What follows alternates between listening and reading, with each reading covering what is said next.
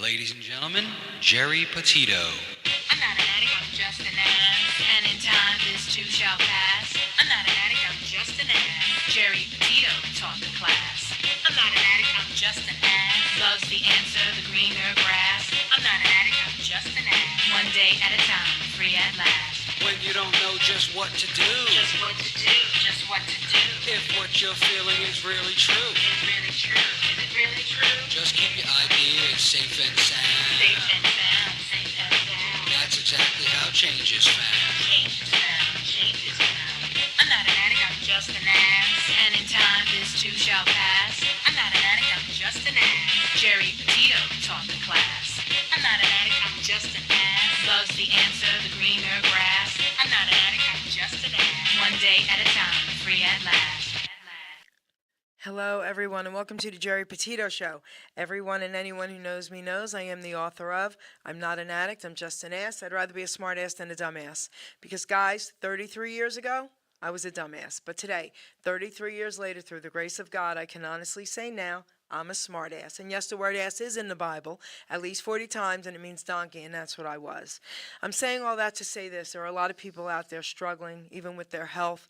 I'm a nutritional health coach. I'm also a recovery coach. I'm here to help you. All my services to you are free. Please reach out and know that someone is listening. If you think my book can help someone, because I sure do, you can go right to Simon & Schuster's bookstore, Archway Publishing, BAM, Amazon, Barnes & Noble. You can go to my website, www.geripetito.com. Please subscribe to the Geri Petito Show YouTube channel. And guys, listen, if you truly, truly, truly cannot afford my book, please reach out to me about that as well. I'm here to help you. Before I introduce my really cool guests, I want to give a shout out to a few of my sponsors. First, I've got Stormin Norman Selden, 732-245-4777, www.storminnormanselden.com, booking dozens of attractions for concerts and performances on venues of all sizes. He's got a 5 to 12-piece band, guys, and he is a monster on the keyboards. And a lot of people don't know this, but he helped get Larry Chance from the Earls back in the day started. Larry was like family to me. God bless you. Rest in peace, and I love and miss you. We all do, Larry. What Stormin Norman is doing now as a senior, he's helping other seniors who maybe are home, alone, stuck, they're just bored, whatever. He's giving keyboard lessons. So if you're interested, call me or call him, okay? Then we've got Ken Ryan and Linda Garofalo, The Way It Used to Be, singing songs from the 50s to the 80s, a tribute show to the greatest music and voices of all time. And Ken also does some Elvis for me, baby. Thank you very much. And two beautiful people. They do so many fundraisers. They're amazing. Then we've got Michael Zanman, singer, performer, entertainer, www.mzanman.com. He likes to tell people I got him out of his shell. He's a great entertainer. I want to tell you a cool story about what just happened.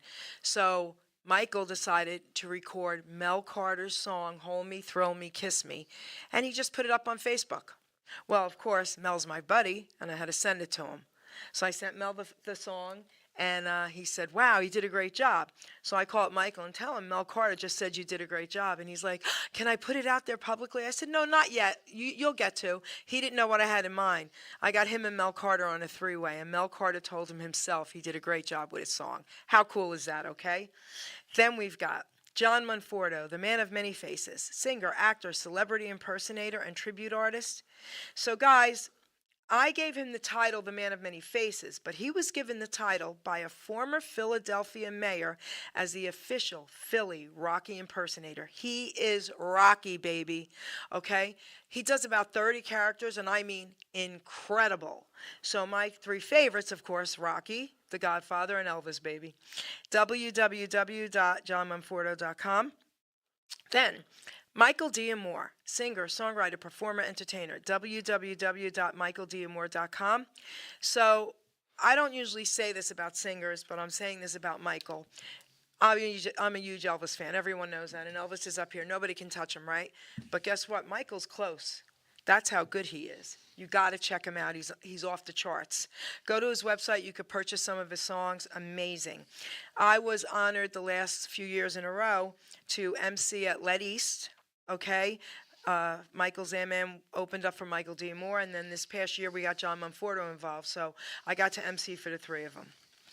Then, John Bishop, a.k.a. Johnny B., singer-songwriter, host of the Entertainment Luncheon South, a nonprofit created for the creative. So I want to give a big shout-out to him and his wife, Lenny, because they put this luncheon together once a month. It's by invite only. If you say you know me, they might let you in. It's $20. You get a great lunch, and you get incredible entertainment. And they don't keep a penny of it. So they're just two beautiful people, and I want to thank them so much because they promote us like nobody else does. They're unbelievable. They put us all out there, so I want to thank them.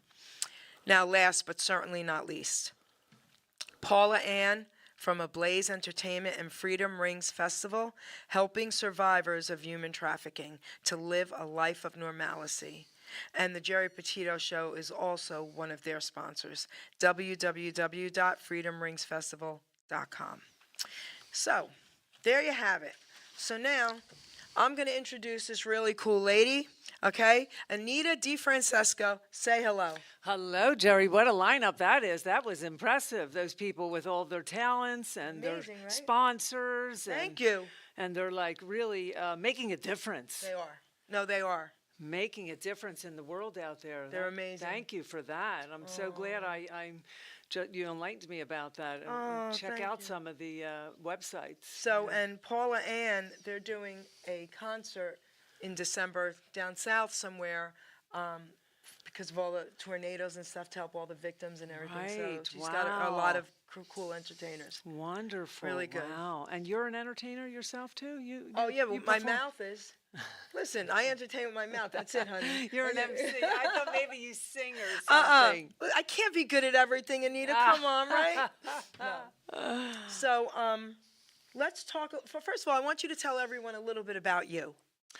Okay, so I'm Anita DeFrancesco. I hail from Philadelphia, South Philadelphia, that is. That's the most famous part of Philadelphia where Rocky made the movie, the first movie. Yep. And where it all began as far as my life. And when you say you're from Philadelphia, you don't, if you're from South Philadelphia, you must say South Philadelphia. That being said, in my book, in one of my books here that I wrote, I say South Philadelphia because I just don't want to say Philadelphia. Now, that being said, I lived in Los Angeles for 20 years, and most people that live in Los Angeles, it's a very diverse universe there, so to speak. People are from all over. So it's not likely that you're going to meet your people from your hometown as easily as you may think, but you do meet a lot of New Yorkers, so they're considered us. Heck yeah, baby. I'm originally a New Yorker. Right. So everybody, when you're from the East Coast, Californians will always say, it doesn't matter what part of the East Coast you're from, she's a New Yorker. Okay. A New Yorker. So anyway, I don't have a New York accent, but anyway, I'm not from New York. But anyway, Los Angeles was a great place to, I studied psychology there. I have a master's degree in psychology. I'm a psychotherapist. I am a Tantra teacher. Tantra wisdom is my work. Tantra is I work with couples in relationships, bonded relationships, teaching people how to connect romantically, emotionally, keeping the spirit of love alive, and teaching people really how to have healthy relationships. Because today, in the world we're in, it's so easy to walk away and not really stay connected to your partner. And there's so many things out there that sort of just get in the way, that we have a lot of regrets, and a lot of people over time have regrets. And in this day and age, a lot of people don't get married, but they partner up. So that's that. I'm a psychotherapist and a love coach. But I'm also an author, and I teach yoga, and yoga is all part of this umbrella of healing modalities that I, employ and offer my talents to the world, anyone who's interested in learning. So the books, I did go to school for broadcast journalism when I was cool. Before I went for psychology. I went to Temple University, and I said, I'd like to be on television, be like a newscaster or a talk show host. And so I do a podcast and I do different things. I did have a talk show on cable access in Los Angeles when I lived there in the 90s. I was there till 2008. But cable access in California is quite different than here. It's Okay. even different than New York. It's like if you're on cable access in LA, it's like you're almost to the next step of being famous. That's pretty cool. Yeah, it is. And I had a show for 5 years, and I had I some. love that. I had some sponsors, so people would buy, like a spot for sponsorship, and I didn't get paid or anything, and I didn't pay anyone. It was just that kind of thing. But I got so much experience, and I still have a lot of them on video. But I did get a lot of them downloaded on my YouTube channel. But there's so much on video. You have to put them onto the USB and then get them. But you have to, anyway. And they're old. They're getting old, the tapes. But anyhow, so that's what I did, and I had a really great time interviewing people and learning. And when I was at Temple University in Philadelphia back in 1990, because I moved to LA right around the early 90s, I became an award-winning journalist 2 times. I did. Very cool. Yeah. Yeah, and I didn't really want to go out for writing. My whole thing was to be in front of the camera, so I could show off my blonde hair. I love this lady. Okay? And wear like these funky glasses. Cracker Jack box sunglasses. Okay. But anyhow, so what I did was I wrote 2 stories. I wrote one for leukemia. Adult leukemia was a story I wrote for radio, in a radio category. And when I went on to they had a contest, TV, radio, all the different mediums, and they flew us out to St. Louis, and I was the award winner in the United States for leukemia, and they gave me this big plaque and $500. Whoa, girl. Yeah.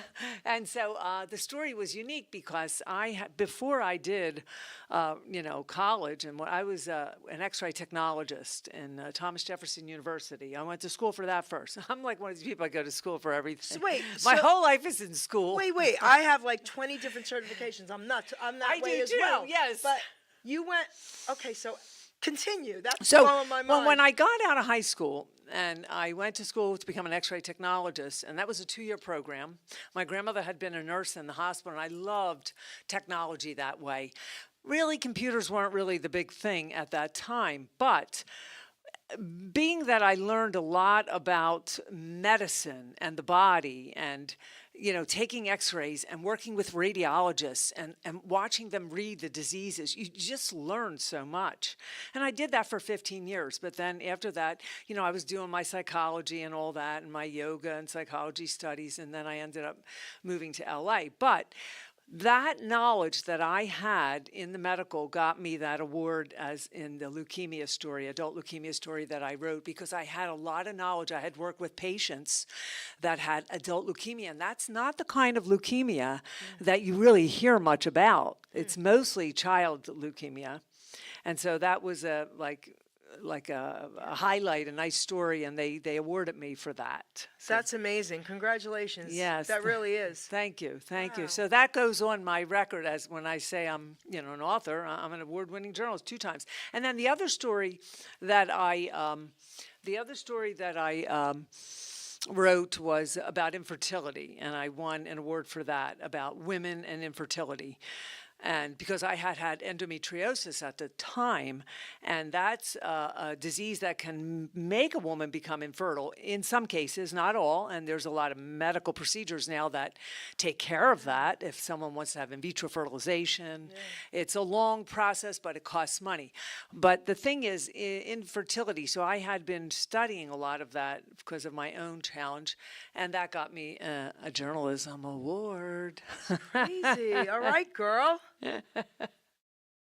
So that's some stuff. All right. So let's start with the Donna Gentile story. Okay? Okay. Tell us a little bit about that. Yeah, now Gentile or Gentili Oh. is the way it's said. No, I've been saying Gentile because most people it's an Italian last name, Gentili, which it's Gentile, Yes. right? So that is the way the Italian Americans would say it, Gentili. Okay. But in my own podcasts and things, I say Gentile as well, because I think people may spell it wrong, like Gentilly, Yeah, yeah, yeah. or something like that. But it's really a common name in the United States, Gentili, and especially on the East Coast here in Philadelphia. There's so many Gentiles, and there's so many. It's just a common name out there, and so it's not really that. And the Italian last names are no longer considered, like foreign or they're considered very Americanized nowadays. They're no longer considered. What's the word I'm thinking? What is that word? I'm slipping my mind. Anyway, the names have taken a different. Because of the way the world is going, we have a lot of immigration coming here, lots of different names. So these Italian names are like been here. They've been here. Yep. So they're no longer Gotcha. Yeah, considered. yeah. So anyhow, I have 2 books, but they're the same content here, and it's a true crime story about a first cousin. And one book is In Case I Disappear, and this one is the Donna Gentile Story. And the books are the same content, but different titles, because I plan to make a movie of the other title. Okay. But it's nice to have, for marketing purposes, in Amazon, which a lot of professional, like I think Patterson, that writer, he's got like 5 books out there with all different covers, and when you buy them all, they're all the same book, the content. That is I know that is a marketing tool, and I'm learning that. Other people I know have books, and then I go get both of them. I go, what's the other book? And then they're like the same thing. So it depends. And a lot of people do that, but the reason I've done this is because one will become a movie at some point, and we're working toward that right now, In Case I Disappear. But yeah, Donna Gentile, this was a story that was a girl who came from Bucks County, Pennsylvania. Bucks, you heard Bucks in the last month, haven't you? So we've been hearing Bucks on the news here for the last month, Bucks County. So hold on. Okay, so this is a true story. Yeah, Did you know this person? my first cousin. And it is your first. I wasn't sure. Yeah. Okay, continue. Yeah, so she hailed from Bucks County, Bucks County, Pennsylvania, which is right now we've been hearing, I'm sure, for the viewers, if they're viewers at large, I think everyone in the United States has heard of Bucks County when it came to our elections that just happened, because that was the biggest issue in the whole U.S. and the battleground state here, Pennsylvania, where the issues were in Bucks County. And it's still a big issue now with what's going on with the U.S. Senate vote. But anyhow, I'm not going to get into politics, but Bucks County is on the map, just like South Philly is, folks. Anyway, so she ran away from home and ran to San Diego because she had some troubles at home. Her dad had died, her mother remarried, and she lived with the mom and stepdad, and then some things happened. How old was she? When she ran away, she was about 16, 17. Okay. Yeah, she was 17. Yeah, 17. And so, to say the least, there were things at home that were troubling her. And we don't have to get into any kind of details, allegedly things, but she decided she wanted to go away. But this story is a very involved, layered story. And a lot of women can relate to this story when they read the book. Because Donna, firstly, she ended up becoming a sex worker in California, but as they would call it, a prostitute. But the new terminology for prostitution is sex worker. So Donna was a sex worker. Yeah. Got it. Yeah, but she had to do that to survive. I get it. And she was young, and so, I don't know, you want me to tell you a lot about the story? Yeah, you want to hear a lot? I want to hear a little bit more. Yeah. All right.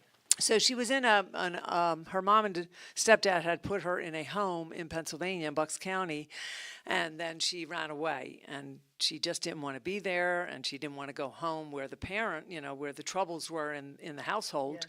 So she took the bus, and she ended up in California, San Diego, the most beautiful weather in the whole United States, the most beautiful climate. I lived in LA. San Diego climate is just a tad better, though. And she ended up, becoming, started helping herself.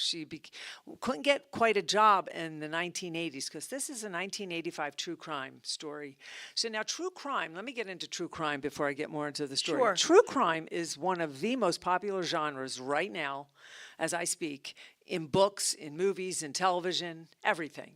It is the most popular genre, true crime. Okay. Like Oxygen TV, for example.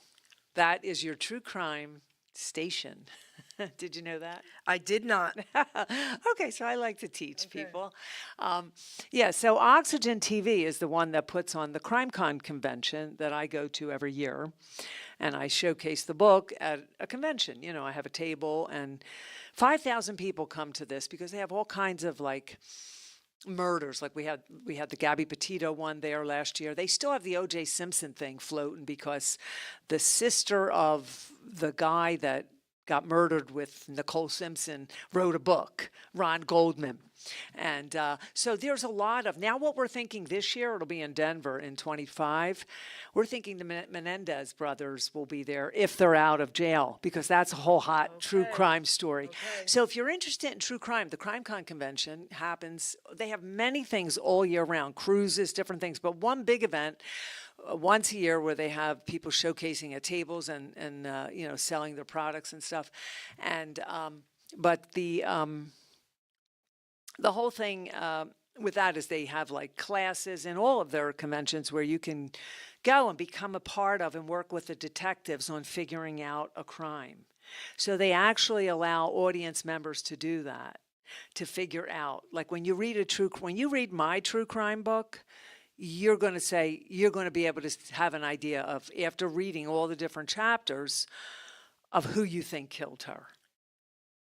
It's a cold case. So It's a someone cold killed case. Donna. Right, she was murdered. Yeah, it's a cold case. Okay. That's why it's true crime. Okay. Gotcha. Okay?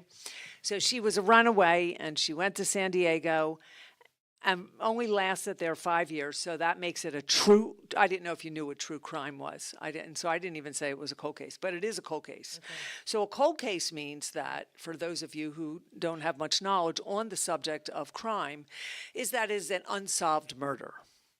And this is 1985. It's still unsolved. But with the DNA that is out there nowadays, and we have such great technology, I'm reading about cases of women mostly women that get murdered. Right. They find them in a bush somewhere. That's right. A guy raped them and they murdered them. That's right. Or she tried to get away, just like that. What's her name? Riley, the one that's happening right now, the one... Riley Aiken, what's her name? Oh, Atkins? Yeah, Atkin? no, the one that was murdered by the illegal. Yeah. Riley. I forget. Yeah, but she's happening right now. Yeah. That story's going on. She was raped and then killed. Yeah. So Riley, not Riley. What the heck is her name? I mean, I just heard it on the radio. They've been saying it all for the last 2 days because the court case is going on now, and.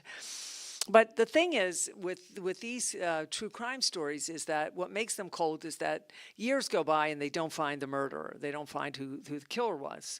And so what's happening now, stories that are just coming up out of the woodwork, someone has been murdered 40 years ago and they found the killer. Right. With the DNA technology that is out there now, it is so cutting edge, it is so professional that you can't miss if you're really on it, and the ancestry stuff, they're going with that now, that ancestry, trying to find, if they go back in ancestry with blood samples, I don't know how they do it, but they found one guy through an ancestry, a girl, actually in Pennsylvania. She was murdered 50 years ago. Okay. And the guy only lived around the corner from her, and he was still living there. And they found him. I have the story, the link on the website, through a DNA thing where they traced it back to the country of his origin, where his family. Whoa. Yes, and then they found out it was him around the corner.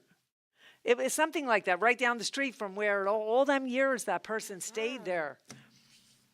Okay. Talk about, Right. waking up to, you never know what you're going to Whoa. wake up to one day. But anyway, true crime is just more becoming to people in the world entertainment.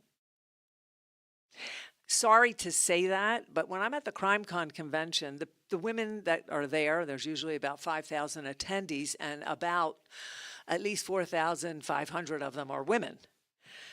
Hear me out. It's that many women that go. And the reason they come up to you, they're very sad, they're very compassionate, even though this is an old story, 1985. People are there and they're still grieving and stuff. So it's a very compassionate kind of healing, platform for people to come out and do all of that and showcase their book and tell their story and give people that chance to learn, hey, were you a runaway, or were you ever thinking of becoming a runaway? And how would your life, what trajectory would your life had come with whatever thoughts were in your head? Yeah. So there's always the chance that a young woman always wants to run away when she starts to get of that age where she wants to be with boys, and they don't want to listen to mom, and they sort of, so these are in the book. I'm teaching people that Donna was a resilient girl. She was resilient. She was strong, and she knew that she could be on her own. You see, but too much resiliency, isn't the answer, right? Because when you have all that resiliency, you don't know where that's going to take you. And her resiliency was so strong that it became self-sabotaging to her, in the sense that she found herself murdered. But there's a long story that goes to why. Yeah. Her murder just wasn't another murder. Okay. It wasn't just another. And it's in the book, correct? Well, I'm going to talk. I mean, No, but I want you to be able to sell the book. I don't want you to tell them everything. Yeah, right. Leave us hanging with Yeah. something. Well, I'll tell you some more. So right. the thing is, anyhow, with Donna's case, so getting back to, true crime. Yeah. So if you ever want to learn about these cases, look up the true crime conventions and things of that nature, or start watching. And like I said, it's become more or less an entertainment thing for people, because it's about suspense and drama. But Donna's case, she predicted her own murder. She found herself in a scandal with a policeman. What she did was, back in 85 was her actual murder, but back in I guess a year before that, like 1984, she had gotten into a scandal with policemen, and she had been dating one of them. And one thing turned into another thing. She ended up reporting one of the policemen for sexual harassment, for whatever. He was threatening her. Now, I mean, here you have a policeman that's supposed to be watching over you, Right. or, you're not to be afraid of them, but you're afraid of this man because you think he's going to kill you. Right. Okay, well, she got him fired. Okay, she got 2 policemen fired in 1985. Now, talk about a cutting-edge woman with resiliency in a time in 1985 when we didn't have the Gloria Allreds or the politician women that we have today to look out for us, the Me Too movement, all of that stuff, right? Yes. Okay, so what happened to her was she took it upon herself. She's a strong, resilient woman. She had no fear. She had, she wanted to have her voice. I mean, after having, some alleged issues that went on in the household, she wanted to have her voice. So she walked in the police department and got the 2 policemen fired. One of them got their job back and one didn't. Now, the one that didn't, he also wrote a book, but he recently passed away. As a matter of fact, in the last 6 months ago, which he and I got together and wrote our books together to talk about this story, because he was at the center of her story as she was the center of his story. Okay. So And- he's not the one then that you even think. Well, he might have been. He was always a person All of right, so interest. Hold on. This is so interesting. First of all, as soon as you said one got fired and didn't get the job back, I'm thinking, could it possibly be him? But then you say you worked with him to write the books together. Well, we just Collaborated. we just got together to write our Yeah. books, but we're not, by no means are No. we like buddy. No, but that's not what I mean. But he's still a person of interest. Not in Whoa. my eyes, in the Okay. eyes of them, but Okay. nobody was ever. Gotcha. We're gone 40 years All right, back, 40 years go ahead, ago. Keep going. So the only reason that he could have been a person of interest, and I'm not going to say his name, you'll read it in the book, Right. is because he was the policeman that she got fired. Right. Now, after she got him fired, she started getting threats. You're going to be killed. You're going to be. They made her a police informant because Donna was not your typical street girl, sex worker on the corner that was on drugs or anything of that nature. She sort of had her head together. She wanted to become a policeman herself. She wanted to be a sheriff because her stepdad was a sheriff.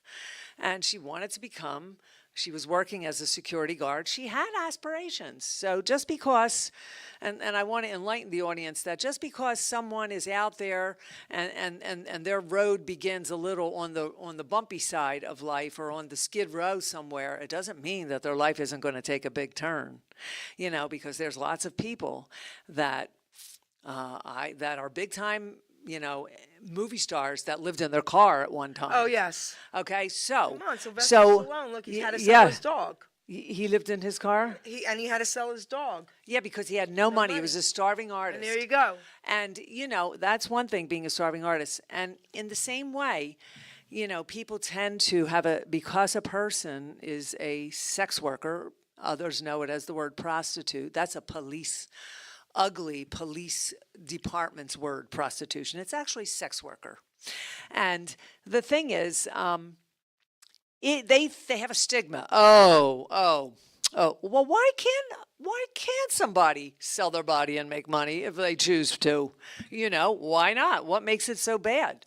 And the thing with that is that they get looked down upon, and they're not able to move from step A to B in their lives because there's so much, constant, like the stigma of being put down that you're a nobody because you're doing that, or that people just look at you in a different light. But that's not where we are in this day and age now. In this day and age, these sex workers, there's this whole thing with decriminalization going on. There's a lot of help for them now. It's becoming a little bit more mainstream, the whole gamut of it. And it's not like that it's something to look at as a stigma. And in any way, but Donna did that like a lot of women do. They have children. They're stuck with babies and nobody to pay for their bills. What are you going to do? It's called survival. And in her case, she didn't want to do that. She used to call us at home all the time, and she would say, I don't want to do this, and I'm on this corners, and they have curfew. They had curfew in San Diego then, like 17 years old. You had to be off the street. So it was a whole lot of things going on, but she predicted her own death, and she predicted her own murder, and she made a tape and gave it to CBS television out there saying, in case I disappear somewhere or something, I want my lawyer to know that I have no intention of leaving town. Once the policeman got fired is when her life started she got all these threats and things, and they made her a police corruption informant, so she was helping the police department with some other things like getting other policemen smacks on the hands for maybe like drug stuff or what, there's so much of that, the drug stuff. And she found herself in a triangle. And the thing is in life, what I've learned, and I found myself in triangles in many different situations in life, don't be in the middle. Don't be in the middle with people. Like if you're, for example, say you have a friend and, your girlfriend and her boyfriend's asking you out and you go out with him and then she finds out you're in the middle now. That's right. And, That's right. And so you better think about ever becoming in the middle of anything in life, because once you're in the middle, you're an aider and abetter for whatever it is that's going to go down with that consequence. And in Donna's situation, she was in the middle with these two cops. She had to rat on the other one, not rat, but had to spill the beans on one, which she didn't want to because he was helping her, but the other one was trying to threaten her and come to her apartment and break in because he thought he had a badge and he could do that. That's crazy. So this was a this story, this microphone. Push it. Yell at it. There you go. Yo, microphone.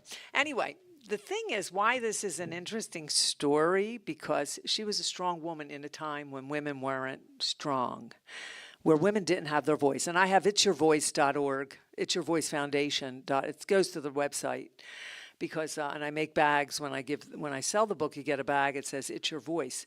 But what they did was the artist made this. You see this billboard? Yes. That's a billboard, and it says NHI. And the artist erected this plaque up toward the San Diego Police Department saying that they didn't warrant a proper investigation for Donna's murder, and she was considered what they call, which is a police slang term predominantly used in California, NHI, no humans involved. So it is not something you hear much on the East Coast, but if you read those old detective magazines, like the old detective magazines like in New York, and I've read in some of them that you see the word NHI, and I've even heard it on Law and Order. They use NHI as a and word. I never really knew what that meant either. Carisi, Carisi with Mariska Hargitay, they usually do the special victims, and I watched that because I really like the acting and I like the storyline, but they use NHI a few times. Crazy. Yeah. Okay. So NHI, they made this billboard and put it up to the police department, sort of like a George Floyd thing, and all the neighbors and people came out and were, doing like a ceremony, and they were outraged. The community is, why did this girl get murdered? Was it an inside job? You got to read the book to find out. That's right. Inside job. Got to read the book, folks. Okay, so first of all, thank you for sharing everything you just shared. Okay, I'm on pins and needles here. That's amazing, and heartbreaking, but amazing. Yes, yeah. So I decided to write the book in 2018 because that's when the George Floyd story came out, right around that time. Now, nothing against police or anything of that nature. This story is not a story about, it's about empowering policemen, but it's about police corruption that can happen in any police department around the world. That's right. And when young girls get involved in these types of, circles, they don't know really. And especially if you're a street worker, you're vulnerable right there to begin with. They can arrest you anytime for being a sex worker on the corner. It's an illegal profession. So I want to share something with you. I have said this on many shows, okay? When I interview authors or whatever about sex workers. So I was actually a family member many years ago, a Christian, and I'm a Christian, but this family member judged everybody. And I had it out with her a little bit. And she said, "Oh, stop it. You don't even judge prostitutes." And I said, "And I never will." I said, "Those prostitutes have babies at home they have to feed. They could have been raped by their own uncle." I said, "Stop it." Not one woman wakes up and says, "I think I want to be a prostitute." You know what I mean? Right. So I don't judge any of them. Right. And, what's really heartbreaking is this, and I say this all the time. It's okay for loose women to have sex with as many guys as they want. But Go figure. Right, but if you're being paid for a service, see? So I'm on the same page and as you. frankly, women that work as sex workers today, they more or less like it. Okay, but listen, sex is sex, right? And Right. here's the thing. But it's okay, again, for someone to have sex with 10 different guys. That's okay. Right. So there you go. Right, and there is that stigma, Yeah. like, oh, she got paid, oh, she's, Yeah. with the, and with the sex worker, I mean, this field of sex work, aka prostitution, has come to such a different level that these women are, going to college with their monies. They're doing lots of things. Right. But frankly, when you think about a woman who wanted to keep her baby, and not that I want to get on an abortion subject, but it's a woman's right to do what she wants with her body if she wants to have sex with men for money. It's a woman's right if she wants to have an abortion. That's the big thing with the politics. But I don't want to go there because that's the whole thing. But what I wanted to say was that a lot of women had their babies and the men weren't there. So now they're going to seek out men to give them money and have consensual sex so that they can pay for that baby. I agree. Okay? And keep that life alive. I agree. For someone who wasn't into abortion. I agree. So that's what a lot of it is. A lot of women have kids. And they get pregnant and they want to keep their baby. So the thing is, talk about a woman's rights. When you start comparing the two, they want to fight this thing with abortion about a woman's rights. They're going to take your rights away if it's not legal. No, they're taking your rights away by putting you in jail for having consensual sex with someone. These women go to jail, and this is any age woman. A woman could be doing a massage in a massage parlor and touch a guy over there, in a sensual way. And if it's a policeman, you're in jail. A lot of things have happened. So that's what I'm saying is that this decriminalization, which is a big topic, and it was supposed to be taken care of by Kamala Harris, actually, believe it or not, back in 5 years ago, but that never happened. But that whole thing with a woman wanting to do what she wants with her body. Now, young girls, they could be forced into it. Don't get me wrong, because there is a thing of sex trafficking where they're forced or they have pimps. That's different. Right. But in Donna was pretty independent. I mean, she was groomed. You meet other women, they groom you, they tell you how to dress, they tell you, how to be and how to act. But she pretty much was independent on her own. And she was like, these men wanted to marry her.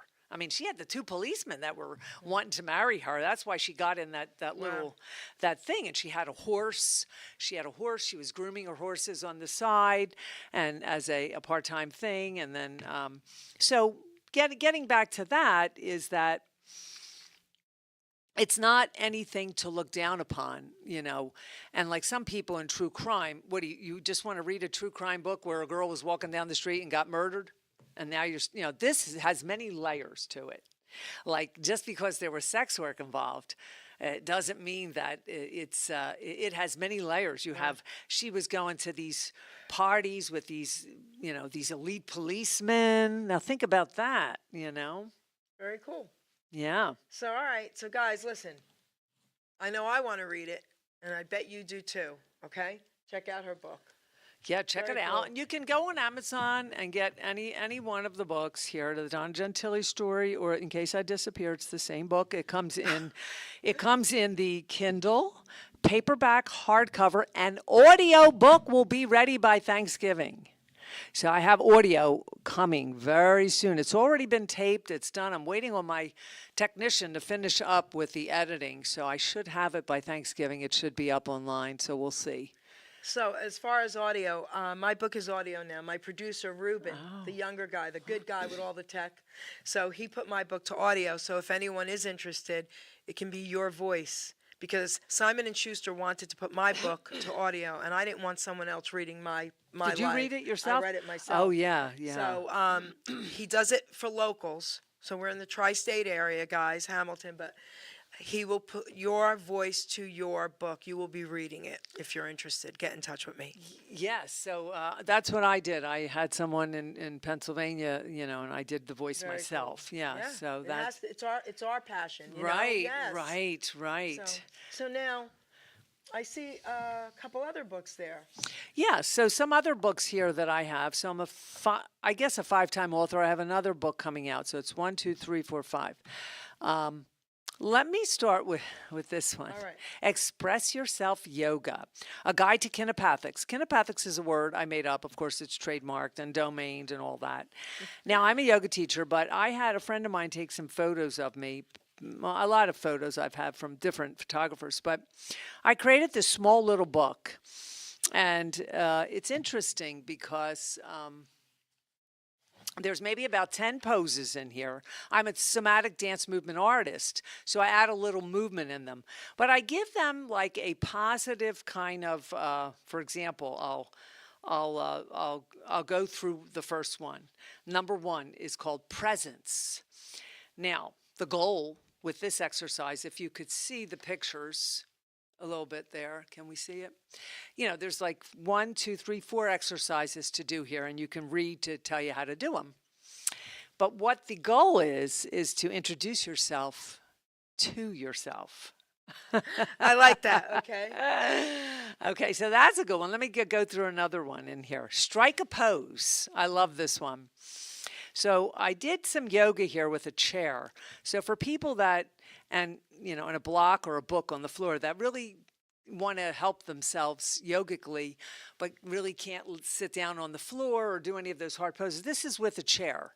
And if you can bend your knee or maybe hold on to like a banister or like a dance bar or something. Now, this is called strike a pose. So the goal for this is to continually adapt and adjust to new environments. So there's like a psychological positive message that goes along with each exercise and the movement. So, and the movement can be very, just linear, or you can add a little like kind of movement to it, flexibility. So you can figure that out when you look in the book. And this is a real cheap book. It's like $10 or something. Now I'll look up another one in here. One I know you're going to like. I'll show you this one. Oh, wait a minute. Let me see. I also teach or train people in Yoga Alliance certified.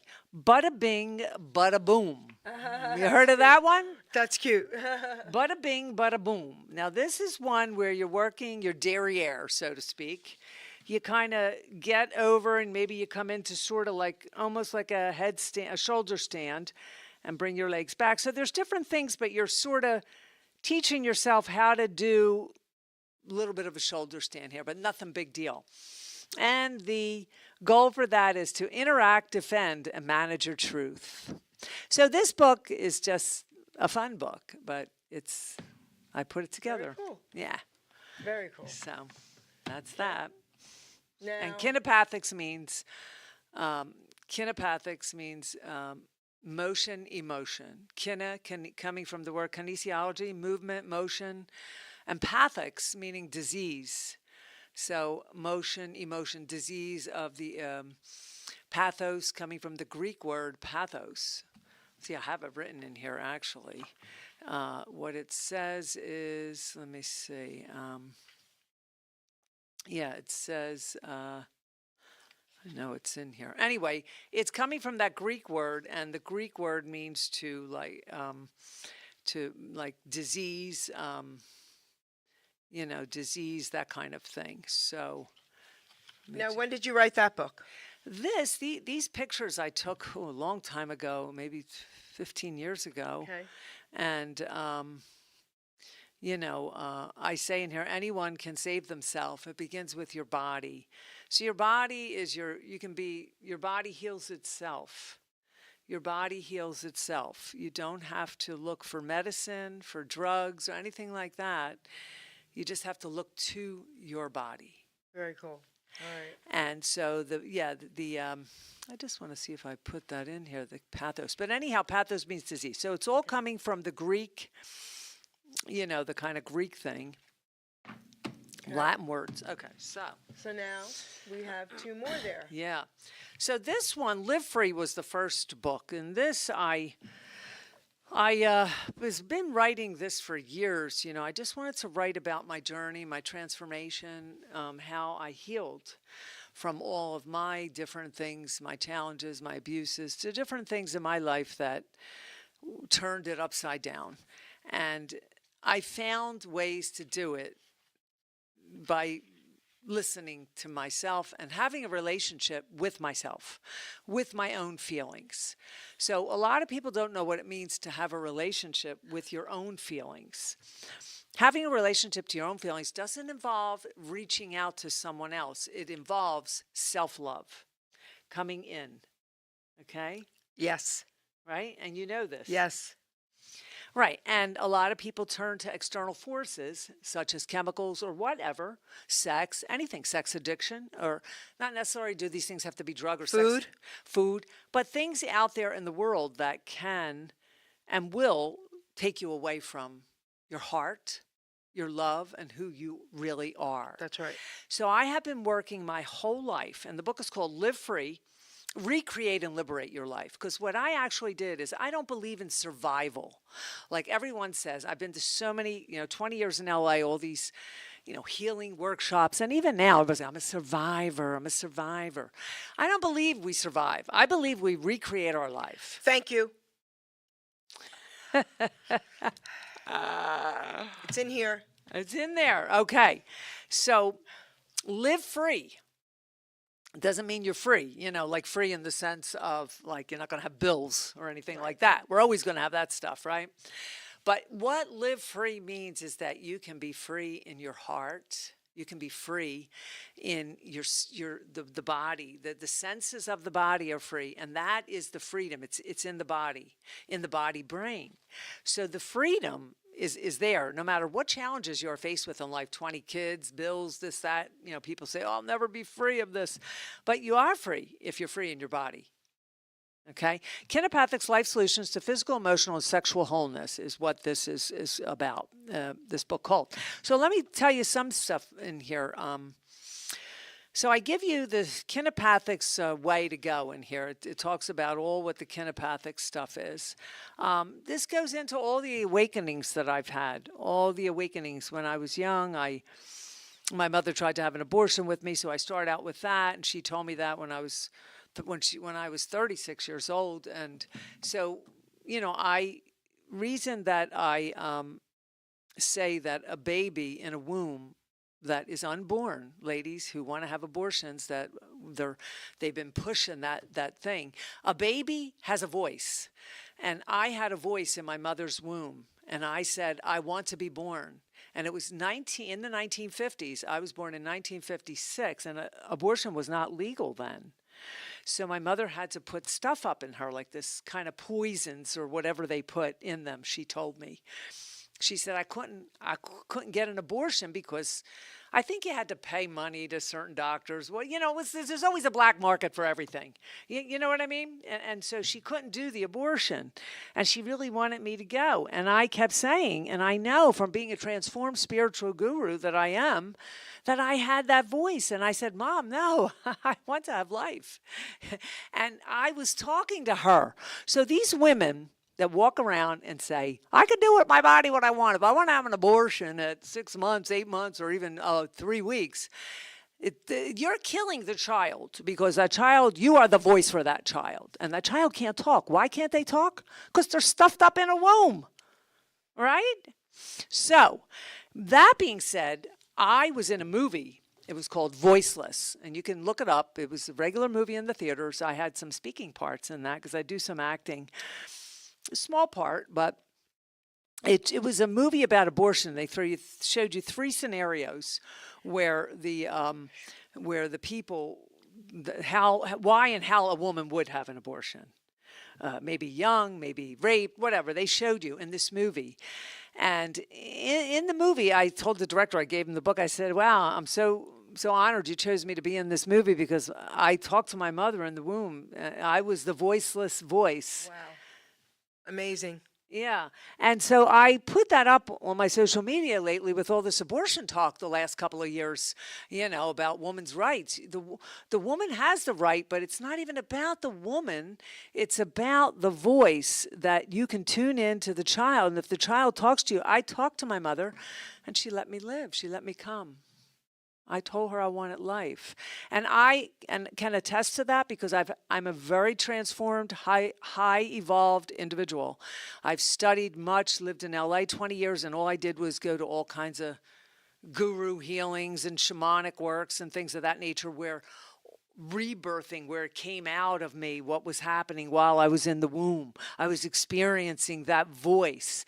So if you do those kind of spiritual things, if you come back to spirit, that's all we are. So the baby it has a voice in the womb. So that's one of the awakenings that I had. That's beautiful. So I went on another show, and this guy interviewed me, and he said, can you tell me where it all began, Anita? So I said, it's funny. I said, in the womb. I knew you were going to say that, of course. And that is where it all began. And so he says, okay, that's a good one. Okay. Most people say it happened after they got a divorce or got beat up. Very cool. Very cool. But then when I told him the story, he was like, okay, I'll remember that. It all began in the womb. 'Cause that's, but yeah, that was a very, very highlight of my awakening, and I felt that. And then I had many other awakenings. And this book, I just had to put it all together. Other awakenings that I had were, well, because my mother had put this stuff up in her, I became a sick child. I had rheumatic fever. And when you have, when you're inside there and the mother puts stuff up, sure, the baby's going to be born. I was born with disease on my body. So I had immune issues, but nonetheless, I'm healthy. But I did have rheumatic fever. So rheumatic fever in the 60s was a real big disease, which you don't see that much more these days because everybody, medicine is so advanced. But I had to go to a hospital for a year. I had to stay in. I had high fevers, swollen joints. I was in a wheelchair. I couldn't, for 6 months straight, I could not go to a regular bathroom. It had to be in the bed. How old were you? 9. Wow. Okay. Now that is an awakening. Okay, the awakening part of that, do you want to hear that? Yeah. Yeah, the awakening part of that was when I laid in the hospital bed. Now, this was very traumatizing for me. All of the children, and I'm going to say, they put you in wings. There was a girls' wing and a boys' wing. Children's Heart Hospital, which is now owned by Jefferson Hospital in Philadelphia up on Conshohocken Avenue, right off a city line for those of you from Philly. They put me in there, and they had a boys' wing and a girls' wing. So I was in the girls' wing, and, we all had to stay in our beds. But at that time, I was the only Caucasian person. It was African American. All of the girls were, but the boys upstairs were mixed. But it just happened to be that was like that particular year that I was there. My mates were all African American kids. Now that was a time that we didn't associate with each other. So I had a racism kind of awakening As a at child. 9 years old. As a child. Yes, to save my heart. Wow. So what would happen was, which I never blamed these kids. They would come to my bed and beat me up and, hey, whitey, That's because that's what was going on in the world. There was a lot of racial tension. So naturally, they were going to, gang me up, so to speak, bully me up. No big deal. Okay. But I was dying, and a lot of these kids died, and I watched them bring their body bags out. Now, can you hear that? I imagine these kids in the war right now in Ukraine and places like that, how they're watching body bags go. I mean, could you imagine that? So they brought the body bags out of these kids. But what had happened was every day in trepidation, I would say, they're going to take me out. I'm next. I'm next to die. You'd wake up every day, think you're going to die because they wanted to do heart surgery. My mother said, no way, 9 years old, heart surgery. So she didn't do it. She didn't make them do it. But a lot of these kids died. So let me tell you how I had the awakening, folks. I needed another heart, other people's heart, and my heart to connect. I needed love. So I spiritually extended my energy, my vibes to the kids in the hospital, and we all became loving mates. Unbelievable. It was like something I wish I could take this story to Oprah. I mean, it really. We didn't have phone cameras and things then, but when I got out of the hospital, they were coming to my house for dinner, the African-American kids, and that was unheard of then in the 60s, because, white people and black people didn't walk on each other's streets then. So that was a true awakening for me. My hospital mates, I didn't care who they were human beings, folks. They healed me, I healed them. And I had such an awakening. Some of them had died, but the ones that didn't, I stayed friends with. I think God put a miracle there for me to live because he knew my heart needed love. And it takes love of the heart to survive, to function in the world, to be able to survive in a bodily sense. I don't mean a mental sense, but your body, you need food to survive, you need water. That's where you use the word survive. But so it was just such an awakening, and I was dancing my way out of the hospital. And when I left, I went to one of the girls. Now the hospital was changing then, and there was this one girl. Cultures were changing in there, and there was this one girl. She happened to have been Caucasian, and I went to her room the day she left. Now there were asthmatic patients in the hospital back then. Asthma was huge, and they were sending them all off to like Arizona, which now that's not the place for people to go with that. Okay. Yeah, with asthma. But when they, when she died, when I was getting ready to leave the hospital, I went to her room to give her a hug goodbye. So I kind of held her like this, like a, almost like a little cradle kind of thing. Okay. And she died right in my arms. Okay, and I was 9 years old. Now, could you imagine? I'm No. thinking about these kids in the war. They're watching body bags. They're holding their mom die after a bomb. They're going through the same thing I went through, but mine was just in some little hospital in a city with sick kids, and theirs is like at large with bombs. It's the exact same thing. You know, I watched them bring body back. I felt like I was in a war. And then this girl died in my arms, and I have to leave and carry on life like God gave me a gift. I celebrate life. That's what the book is about, folks. Celebrate the life you have. Stop complaining. Stop being jealous. Stop hating. Just accept and be. And you will see how happy you will be one day, how much joy that you will find. The joy is in the heart and how you, and it's love. It's love of life is what it is. So basically I celebrate my life as a result. And there are only 2 awakenings, but there's more. Yeah, that's There beautiful. are 2 awakenings, That's the beautiful. womb and the heart Insane. hospital. Your stories are amazing. All right, so we have another book over there. Yeah, okay. Now, Love Buzz, baby. Love Buzz. Okay. Now this, I changed the cover on this a few times because some covers, you know, you get these covers on and you got to change them. You don't know if you could use them or not, you know. So this is a picture I took in Florence, Italy. I captured this from the hotel room I was in. It's not really the greatest cover for this whatever book. I like it. You like it? I like it. So Love Buzz, you want to know how this grew out of? Yes. Love Buzz is I wish I would have domained this back in 1990 something when I came up with the word for my column in the Century City newspaper in Los Angeles. Oh, I did. I got a journalism job because I went to journalism school. And anyhow, I wrote for Century City News, which a friend of mine owned, and he gave me the opportunity. Of course, you know, I just did it. There were fringe benefits, but I gladly contributed a one-time-a-month article, and I said, I'm going to call it Love Buzz because I I'm a love love that. coach. That's cool. And Love Buzz, I have lovebuzz.online, but you can never get lovebuzz.com or anything. I mean, Love Buzz is so common, broad word out there. There's other books called Love Buzz, but anyhow, so what I did was I took all the articles I wrote, or most of them, at least how many, and put them in a book. So let me read you one of them. Okay, so Please. I took all my articles, and I'll tell you, I have a whole, you know, what do you call it, an index in the back. I took up to about 135 stories that I wrote over the course of about 10 years. Now, Century City News is still an online newspaper. It was a rag that we passed around to the neighborhood in Century City and Brentwood where I lived. I lived near the O.J. Simpson thing. And a lot of people kind of became my followers, you know, people that I would help out, clients and stuff with love coaching. What this says here, the caption, how to love, express it, and feel it. This is my question to you, audience, do you know how to love?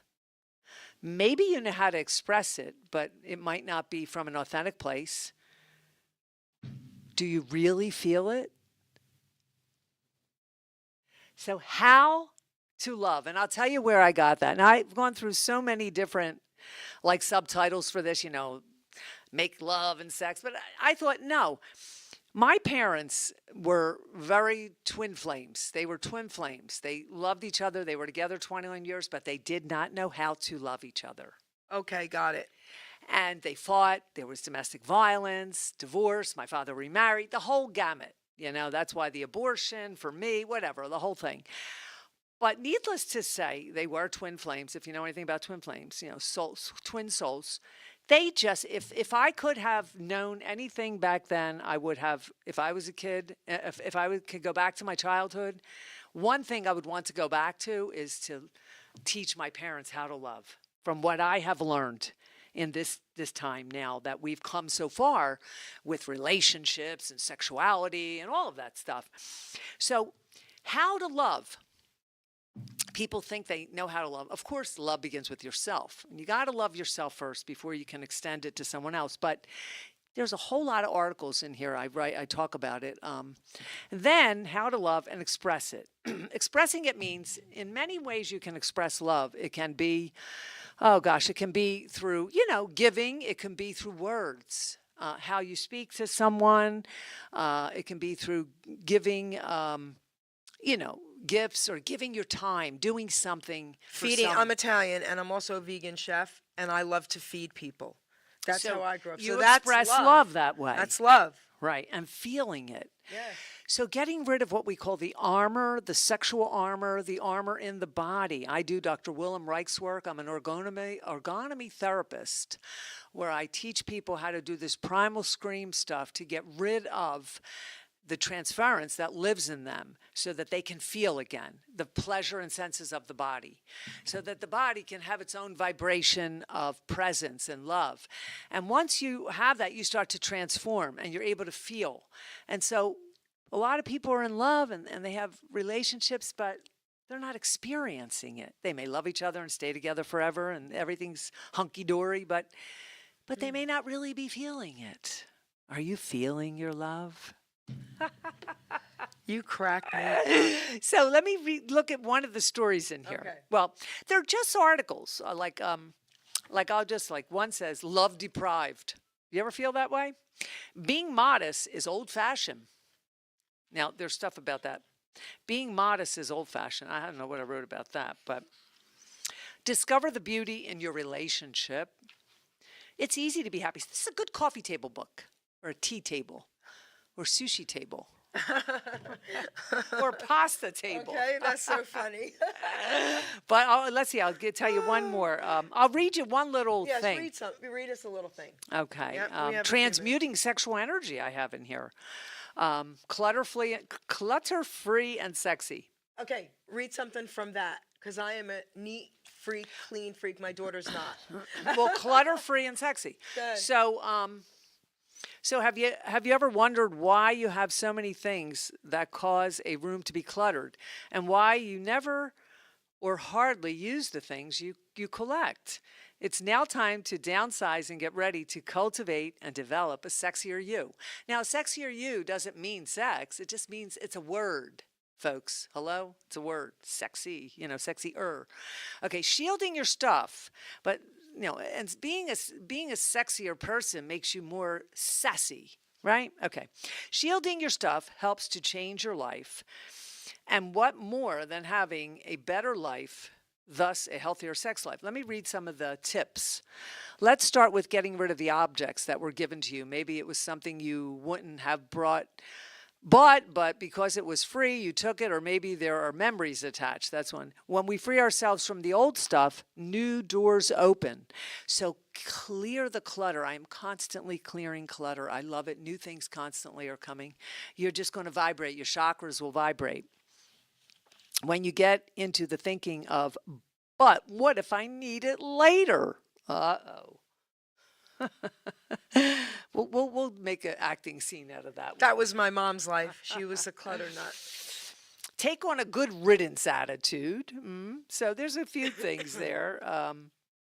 Lastly, the bedroom, the sacred space of all, and the place where it begins and ends.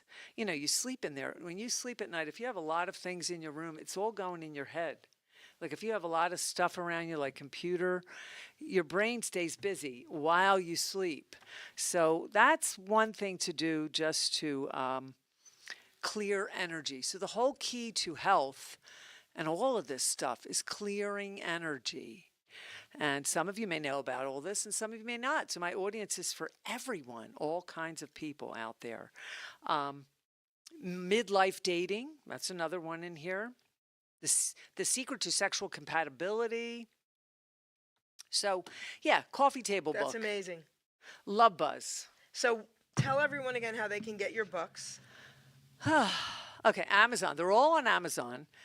Most of them are hard and soft, and they're all Kindle. So you can do Kindle if you like. So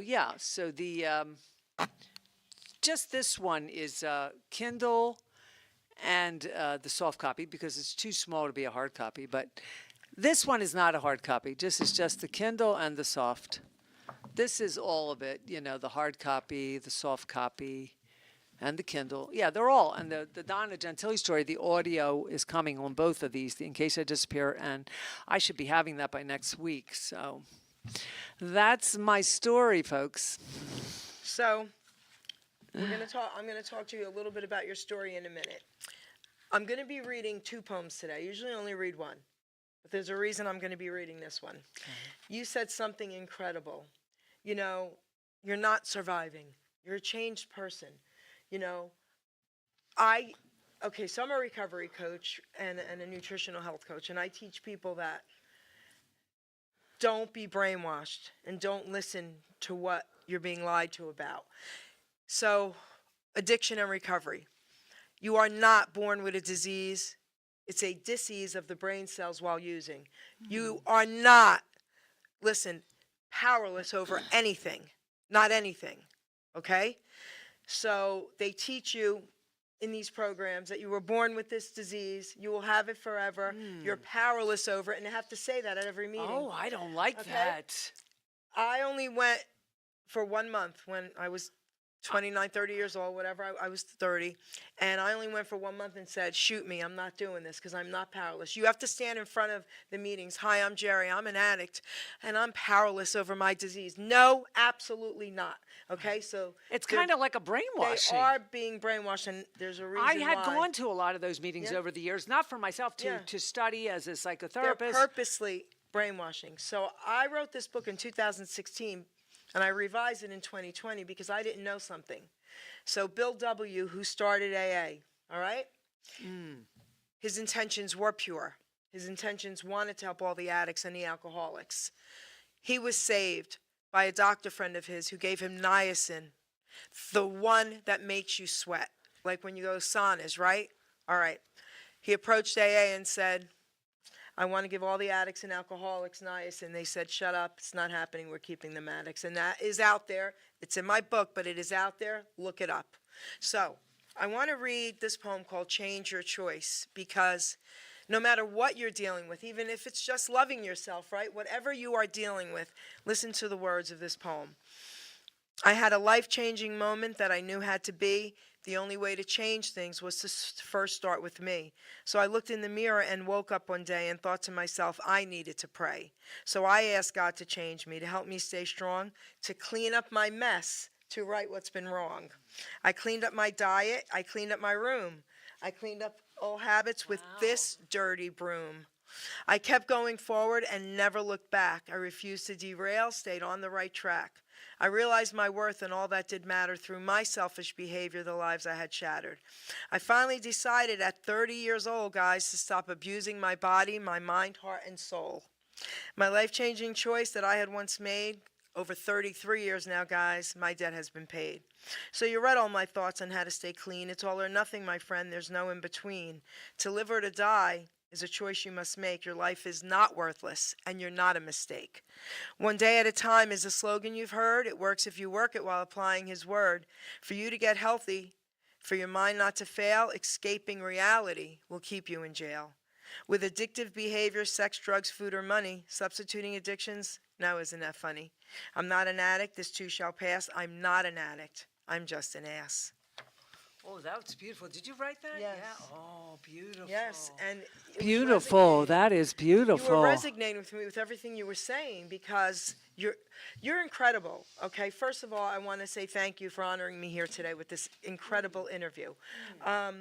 The way you describe things, you have a great sense of humor, and the way you describe things and what's in your books is priceless. Okay, real quick question. So, how long ago did you write your first book? This book here, and I want to tell you, I was counseling someone on heroin. And I Okay. want to tell you that I'm going to read the testimony here. Okay. And I got this person off of heroin. Okay, read. He was a guy in L.A. when I was in L.A. Okay. And I was writing this book. I put this book out. It was 2008 when I moved back to Philadelphia after LA 20 years. Okay. So I moved back to Philly 2008, and that's when I decided to put this together. Okay. It was all there, but then I started to get it. Okay. Here's what a testimony is. Yes. I am very fortunate and proud to have met you. I am so proud and excited to tell you that after years of doing chemicals, you were my inspiration to free me. Your words, take advantage of the good things in life. Simply put an end to this habit. You are awesome. I will treasure your words forever. I am happy and thrilled to have met you, the kid who just discovered life. That's beautiful. And that was a testimony from a guy, and I'm telling you, I feel like I have I didn't tell you my Pope story. I got to tell you that one. My Pope story, that's where a lot more magic comes too.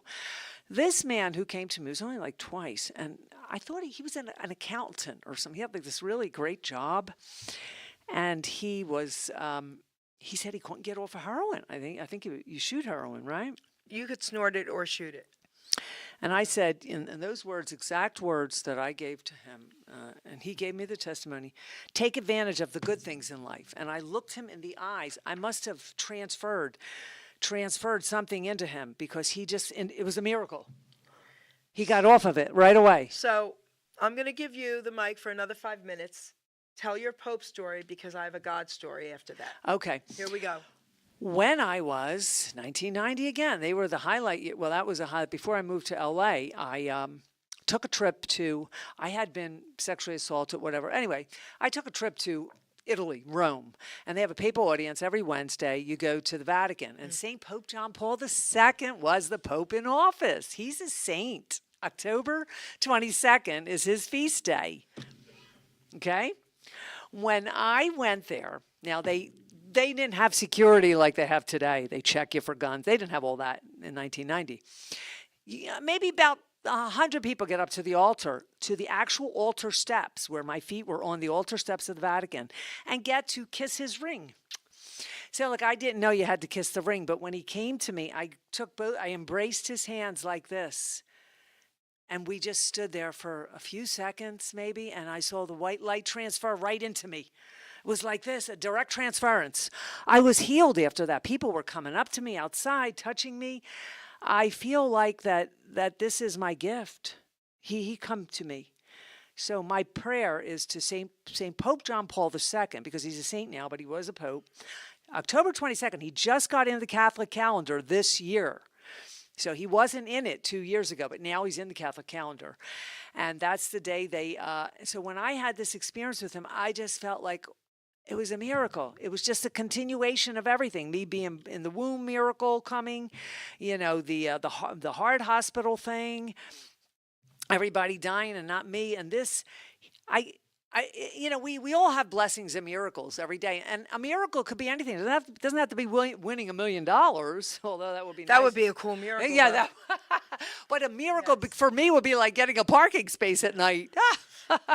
That's a miracle. And guess what? Those miracles come for me all the time because I embrace the Pope. Yes. The little miracles mean so much, the little things. So that's my story with the Pope. I got a chapter in there about him. I want to share, before I read the poem I was originally going to read, I want to share a God story with everybody. So my father died of Alzheimer's, and me and my brother were his caretakers. He deserved it. We kept him home. We had help, blah, blah, blah. So in 2016, my dad was still alive, and I fast every year for 30 days for health anyway on my juice fast and all that. So my family's used to me locking myself in my house for a month, blah, blah, blah.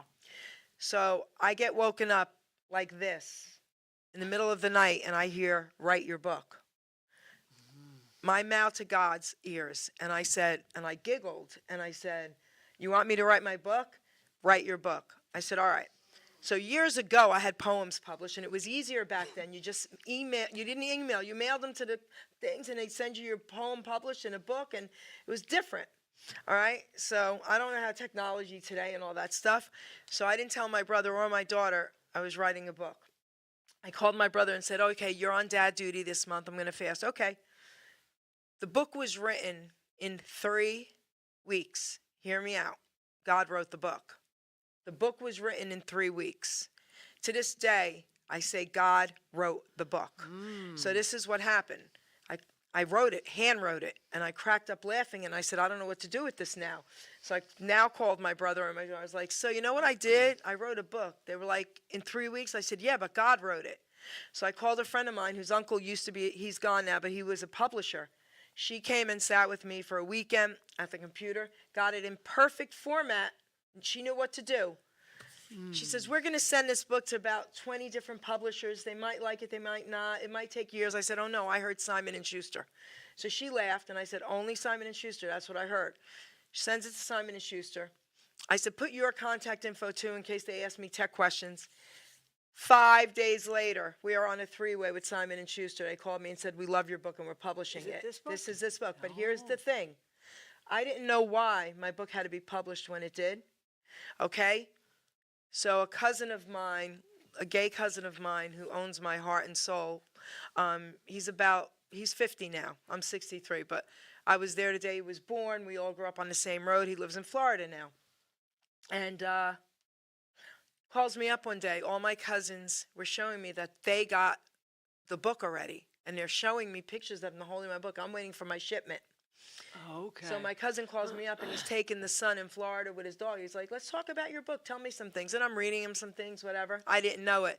But while we were talking, he was doing crystal meth. So I said, and you're the first one I'm autographing this book for. Long story short, I get my books in 2 days. I go to sign his name, and I said, give me your new address. And his sister, we all grew up together here, took his phone and said, we need you tonight. Michael will be home with me. We're on a plane. He lost his mind. So, and I'll tell you after. Yeah. Okay. I didn't know it, but that book was going to save 2 of my cousins' lives within the next 3 months. And it's continued to save people's lives. So everything you're saying, I resonate with it all, you know? So, guys, listen, if you get these feelings, go with it. You know, positive, good feelings. If you get these feelings, please go with it. There's a reason for everything. So I want to read this poem. The reason I always choose this poem when I interview certain guests is because a lot of people will reach out to me and they're going to talk about you to me, okay? Okay, mostly good, I'm sure, I promise, all right? They're going to say things like, holy crap, she's so cool.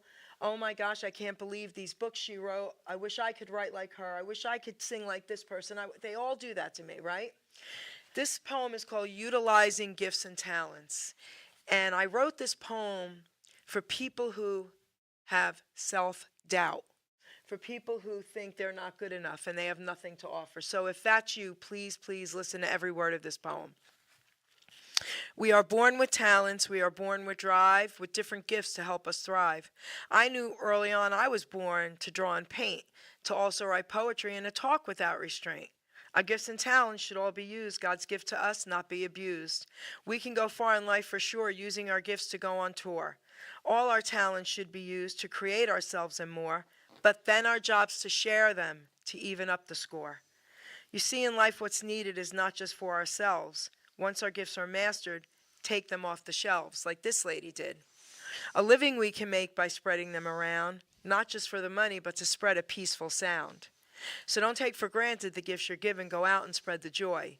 Our gifts are not to be held back for us to self-destroy. Put your efforts forth. Do not hesitate. All your talents, my friend, are never second rate. Never hold them back, or you will surely die. Maybe not in body, but your soul will cry. Our gifts were made to share, our talents made to soar. Go through life enlightened, and then you can roar. Be proud of who you are. Be happy you're alive. Once again, my friend, your gifts will help you thrive. By putting efforts forth, not keeping them at bay. Anita DeFrancesco, baby, your name will live forever, forever and a day. So go through life excited for what you sure can give. To yourself and others is our reason to live. Our grave will be quite lonely, but our legacy lives on. So make sure people smile with the breaking dawn. That was beautiful. So we connect on so many levels with our thoughts Yes, and practices and what we've done with our lives, transformations, right? So, Absolutely. you know, once an addict, not always an addict. Give them a slogan. Let them resonate with something.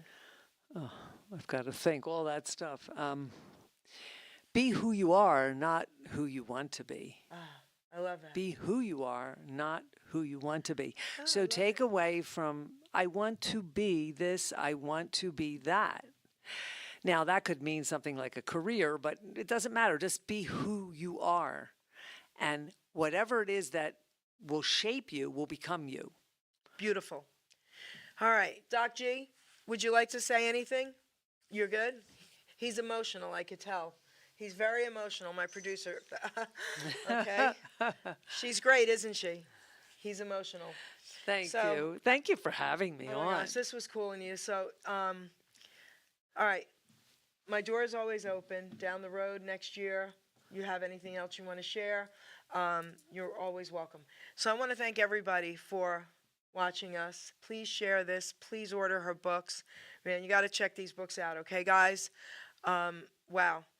We will be on another few networks next week. This show is going to air. Doc G, can you talk, or are you too emotional? He's too emotional. All right. We will be on other networks as well. This show is going to be posted next week. He will have them all over the place, okay? Yeah, so it was very nice to be here, and thank you for bringing me was on great. as your guest. And I'm just so delighted to meet you. It was great. All right, Doc G, take us out. You can hold your book up, too. Ladies and gentlemen, Geri Petito. I'm not an addict, I'm just an ass. And in time, this too shall pass. I'm not an addict, I'm just an ass. Geri Petito taught the class. I'm not an addict, I'm just an ass. Loves the answer, the greener grass. I'm not an addict, I'm just an ass. One day at a time, free at last. When you don't know just what to do, Just what to do, just what to do. if what you're feeling is really true, Is it really true? Is it really true? just keep your ideas safe and sound. Safe and sound, safe and sound. That's exactly how change is found. Change is found, change is found. I'm not an addict, I'm just an ass. And in time, this too shall pass. I'm not an addict, I'm just an ass. Geri Petito taught the class. I'm not an addict, I'm just an ass. Loves the answer, the greener grass. I'm not an addict, I'm just an ass. One day at a time, free at last.